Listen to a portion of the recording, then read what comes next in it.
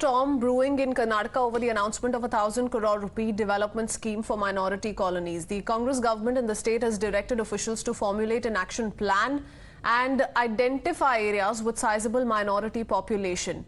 But as far as the latest reaction is concerned, now remember several criticism has been coming in. A lot of criticism has been coming in from the BJP. DK Shiv Kumar, though the Deputy Chief Minister, has justified the government's decision, saying that the minorities do not get to benefit from Manrega scheme and that the Congress is only working for the betterment of the poor in the state. ಕೆಲಸ ಮಾಡಿ ಬೇರೆ ಎಲ್ಲೂ ಬೇಡ ನಡೀರಿ ರಾಮನಗರಕ್ಕೆ ನಾನು ಕರ್ಕೊಂಡೋಗಿ ತೋರಿಸ್ತೀನಿ.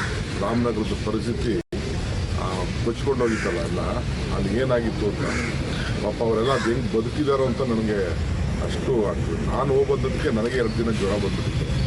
So ಹಂಗೆ ಅಲ್ಲಿ ಜನಕ್ಕೆಲ್ಲ ಇಷ್ಟ ಆಯಿತು.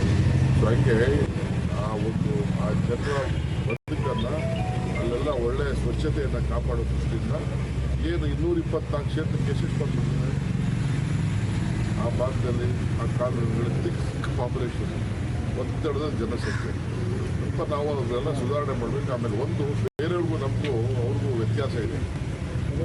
ಅವರು ಜಾಸ್ತಿ ನಗರಗಳಲ್ಲಿ ಇರ್ತಾರೆ, ನಮಗೆಲ್ಲ ನರೇಗಾ ಅವಕಾಶ ಇದೆ. ಯಾರಿಗೆ? ನಮ್ಮ ಹಳ್ಳಿಗಳಲ್ಲಿ. ಈಗ ನಮ್ಮ ಕ್ಷೇತ್ರದಲ್ಲೇ ನಾನು ನರೇಗಾಲಿ ಕೆಲಸ ಮಾಡಿಸಿದ್ದೆ. ಅಲ್ಲಿ ಮೈನಾರಿಟೀಸು ನಗರಗಳು ಜಾಸ್ತಿ ರೂರಲ್ ಪಾರ್ಟ್ ಅದು ನಮಗೆ ನರೇಗಾದ ಅವಕಾಶ ಇದೆ, ಗ್ರಾಮೀಣ ಅಭಿವೃದ್ಧಿಗೆ ಅವಕಾಶ ಇದೆ. ಟೌನ್ಗಳಲ್ಲಿ ಅವಕಾಶ ಇಲ್ಲ.